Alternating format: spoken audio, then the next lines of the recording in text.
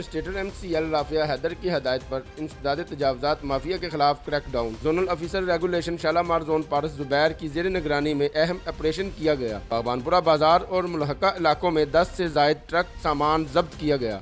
Administrator MCL Rafia Haider की हदायत पर तजावजात ऑपरेशन में 400 से जायद पुख्ता शेड और थरे मसमार कर दिए गए। एडमिनिस्ट्रेटर राफिया हैदर का ये भी कहना है किसी किस्म की कोताही बर्दाश्त नहीं की जाएगी।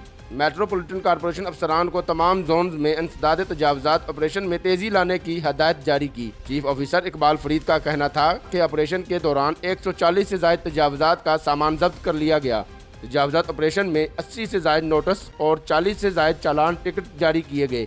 चीफ ऑफिसर इकबाल फरीद और zonal officer regulation Shalimar zone Paras Zubair की निगरानी में इंसदाद तजावजात ऑपरेशन में शराज इरशाद इन्फोर्समेंट इंस्पेक्टर अमला तैब बाजारी शालामार जोन, लोकल पुलिस और दीगर टाउन के अमले ने शिरकत की।